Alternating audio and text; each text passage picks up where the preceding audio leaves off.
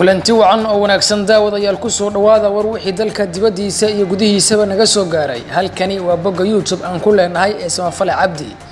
Fadlan daawade haddii ay tahay markii kugu horeysay ee boggeena aad soo booqatid hanagala bakhiilin subscribe, muuqaalkan like saar una share garee asxaabtaada ku mahadsanid. Wararkii ugu dambeeyay ee dalka dibadiisa iyo gudihiisa ayaan ku jirnaaye. Wararka naga soo gaaraya magaalada Beledweyne ayaa sheegaya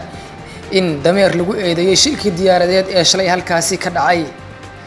Galmudug oo faahfaahin cusub ka bixisay safarka madaxweynaha dowladda federaalka Soomaaliya Maxamed Cabdullaahi Farmaajo oo ku imaanaya magaalada Dhuusamareeb.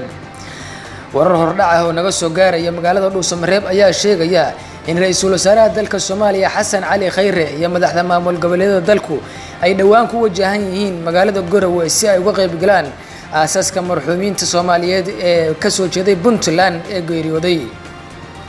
Dagaalyahanada Al-Shabaab iyo ciidamada Itoobiya ayaa dagaal adag waxa uu ku dhex maray gobolada koonfureed ee dalka Soomaaliya gaar ahaan gobolka Shabeellada Hoose. Xaliimo Yaray oo ka jawaabi weyday su'aal la xiriira doorashooyinka dalka iyo wararkii ugu dambeeyay ee guddiga doorashooyinka dalka Soomaaliya oo sheegay in aysan dalkan ka dhici karin doorasho aan lagala tashan. Wakiilka cusub ee Taiwan ay u soo magacowday Somaliland oo kulamo ka bilaabay magaalada Hargeysa iyo wararkii ugu dambeeyay ee la xiriira xiriirka Somaliland iyo dalka Taiwan oo dhawaan ay dowladda Somaliland ay sheegtay in ay dalkaasi xiriir la sameysay. daawadayaal intaasi waxay ahaayeen wararkii ugu dambeeyay ee naga soo gaaray dalka dibadiisa iyo gudihiisa. Fadlan daawade haddii ay tahay markii kugu horeysay ha hilmaami subscribe, muuqaalkan like saar una share garee asxaabtaada ku mahadsanid. haatana ku soo dhawaada warkii oo fidsan. waxa ay soo taraya macluumaadka laga helay waxa sababay diyaaradii shalay galinkii dambe ku burburtay garoonka diyaaradaha Ugaas Khaliif ee magaalada Beledweyne ee xarunta gobolka Hiiraan. diyaaradda oo ahayd nooca qaado xumuulka ayaa ku dhacday garoonka diyaaradaha Beledweyne kadibna ku gubatay halkaasi. maareeyaha guud ee diyaaradda burburtay oo lagu magacaabo Kabtan Xuseen Maxamed oo u waramay shabakada kenyanews.co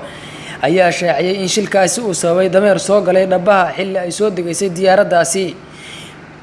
kabtanka ayaa carabka ku dhuftay in dameerka ay ku dhaceen kadibna ay sidaasi diyaaraddu uga baxday dhabaha loogu talagalay inay ku orado.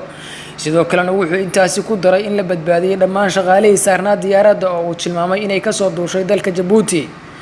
diyaaraddu waxay aroortii hore ka soo baxday Jabuuti iyadoo soo degaysana waxaa dhabaha caga dhigashada soo maray dameer oo ay ku dhaceen. taasina waxay sababtay inay dhabaha ka leexdaan balse dhammaan shaqaalihii la socday waa ay caafimaad qabaan ayuu yiri Kabtan Xuseen Maxamed oo ah maareeyaha diyaaradda burburtay. waxaa kale oo hoosta ka xariiqay in diyaaraddu ay siday raashin loogu talagalay ciidamada Jabuuti ee ku sugan magaalada Beledweyne ee xarunta gobolka Hiiraan. ugu dambeynna wuxuu sheegay in shaqaalaha la badbaadiyay ay Muqdisho u soo qaaday diyaarad nooca qumaatig u kaca oo ay leedahay qaramada midoobay. si kastaba ha ahaatee hadalkan ayaa ku soo aadaya iyadoo shalay lagu guuldareystay in la damiyo dab ka kacay diyaaradda sabab la xiriira garoonka diyaaradaha magaalada Beledweyne oo aan lahayn gaadiidka dadamiska iyo sidoo kale shaqaale heegan ah. wararka naga soo gaaraya Galmudug ayaa sheegaya in maamul goboleedka Galmudug uu faahfaahin cusub ka bixiyay safarka madaxweyne Farmaajo ee Dhuusamareeb. wasiirka warfaafinta dowlad goboleedka Soomaaliyeed ee Galmudug Mudane Axmed Shire Maxamed oo loo yaqaano Falagle oo uu waramay warbaahinta ayaa ka warbixiyay safarka la filayo inuu dhawaan madaxweynaha Soomaaliya ku gaaro magaalada Dhuusamareeb ee caasimadda gobolka Galgaduud. Falagle ayaa sheegay in qabanqaabada soo dhaweynta madaxweynaha ay haatan ka socoto deegaanada Galmudug gaar ahaan gudaha magaalada Dhuusamareeb. wasiirka ayaa xusay in madaxweynuhu uu ka qayb galayo wajiga labaad ee shirka Dhuusamareeb kaas oo uu tilmaamay inuu furmi doono marka laga soo laabto aaskar ra'iisul wasaarihii hore ee Soomaaliya Xasan Abshir Faarax oo ka dhacay magaalada Garowe. mashaacin wasiirka warfaafinta Galmudug waqtiga rasmiga ah ee uu bilaabanayo shirku balse wuxuu carabka ku dhuftay inuu dhici doono waqtiga ugu dhow. ammaanka ayuu sidoo kale sheegay in aad loo adkeeyay isla markaana ay u diyaar garoobeen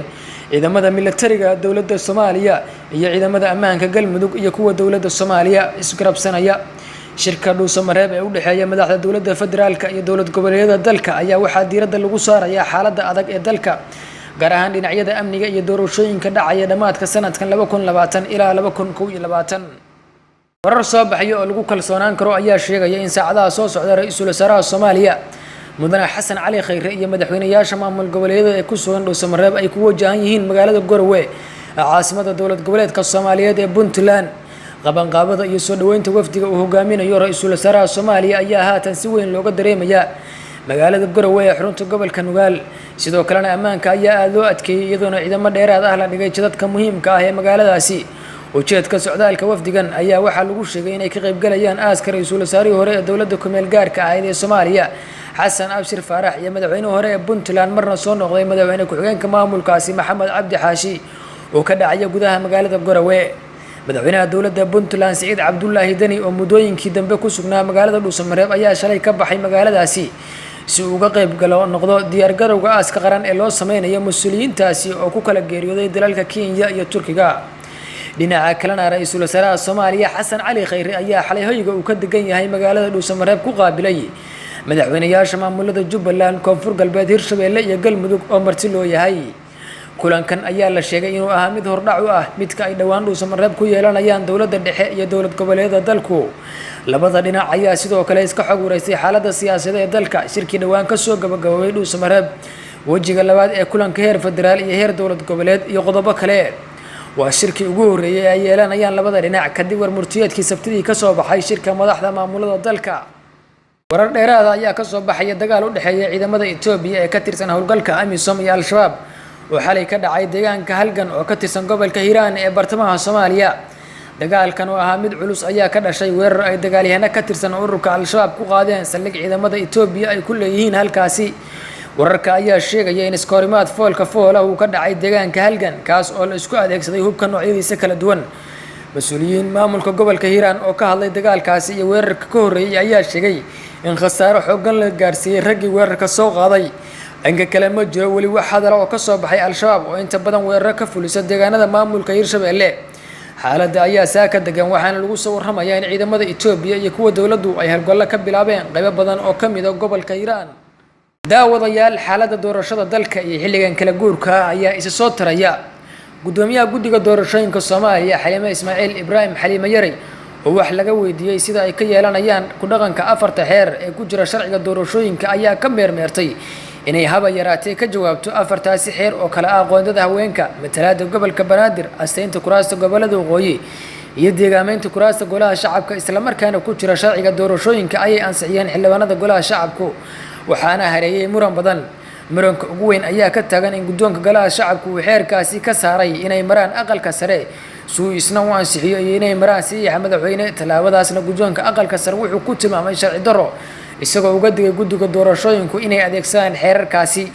Xaliime Yaray oo la hadlaysay wariye Haaruun Macruuf oo ka tirsan VOA waxaa la weydiiyay suurtagalnimada inay isticmaalayaan xeerarkaasi oo aan soo marin ansixinta aqalka sare waxayna gabi ahaanba ka jawaabi weysay waxayna ku andacootay inaysan ayadu ku habboonayn in la weydiiyo su'aalahaasi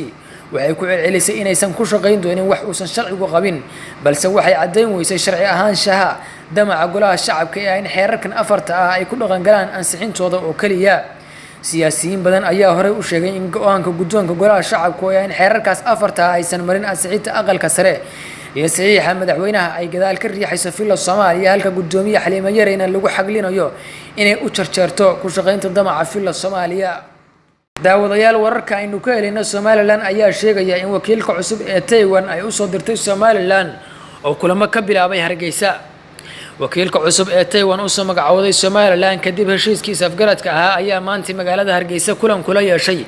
wasiirka waxbarashada Somaliland Law Chin-Hao wakiilka Taiwan ee Somaliland ayaa kulan la qaatay wasiirka iyo mas'uuliyiin ka tirsan wasaaradda waxbarashada iyadoo kulankaasi ku wehelinayay ku-xigeenkiisa wakiilku kulankaasi ayaa looga hadlay iskaashiga labada dhinac ee waxbarashada iyadoo si gaar ah diiradda loogu saaray sidii Taiwan uga caawimaan lahayn ardayda reer Somaliland sida ay u lahaayeen deeq waxbarasho waxaana dhawaan la filayaa in xukuumadda Taiwan ay deeq waxbarasho siiso arday reer Somaliland ah kuwaas oo u safri doona jasiiradan sheegata inay ka go'day Shiinaha Somaliland iyo Taiwan ayaa hore u kala siiyay heshiiskaasi oo qayb ka yahay arrinka waxbarashadu midaasi oo maanta si rasmi ah loo bilaabay dardargelinteeda Law Chin-Hao ayaa hore u ahaa wakiilka Taiwan u qaabilsan dalka Sacuudiga iyadoo dhawaan xilli uu ku sugnaa Hargeysa loo magacaabay xilkan cusub ee ka dhashay heshiis isafgarad ah daawadayaal intaasi ayay ahaayeen wararkii naga soo gaaray dalka dibadiisa iyo gudihiisaba inta aynu warbixintan mid ka xiiso badan ku kulmi doono baahda warbaahinta wadaagsin iyo samafale cabdi waxaynu idinkaga tegaynaa sidaas iyo nabadgelyo